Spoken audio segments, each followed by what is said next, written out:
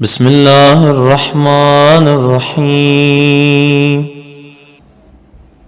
جناب نوح کی کشتی میں سوار ہونے والے اللہ کے سلام کے بھی مستحق قرار پائے، برکت الہی کے بھی مستحق قرار پائے۔ اب جو فخر نوح کی کشتی میں سوار ہو گیا،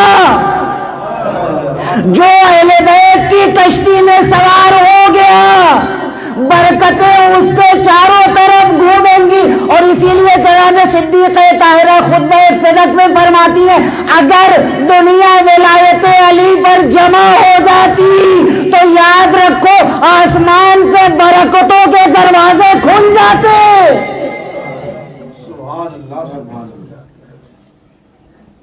برکتوں کے دروازے آسمان کھول دیتا، زمین برکتوں کے دروازے کھول دیتی، کیوں نہیں کھولا؟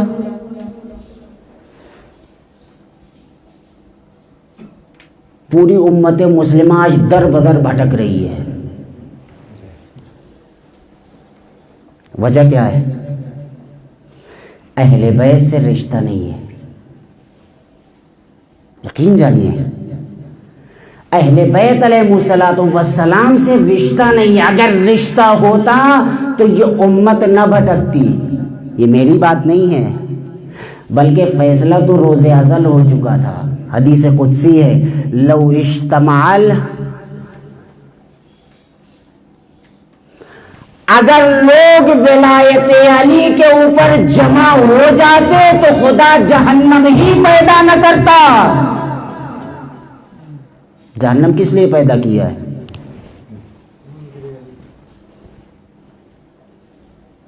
بقیہ تو سب تو ضمنی ہیں۔ وہ جو جناب نوح کی قوم کے کافر تھے، جو جناب موسیٰ کی قوم کے کافر تھے، یہ سب تو ضمنی ہیں۔ اصل کن کے لیے جہنم خلق ہوئی ہے؟ دشمنان علی کے لیے، منکرین ولایت امیر المومنین کے لیے جہنم کو اللہ نے بنایا ہے، اور کسی کے لیے جہنم نہیں بنی۔ اصلی وارث یہ ہیں اس کے،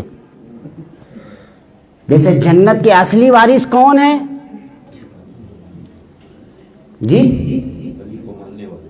جی بالکل، شیعیان علی جنت کے اصلی وارث ہیں۔ اہل بیت تو مالک ہیں، وارث کی بات ہو رہی ہے۔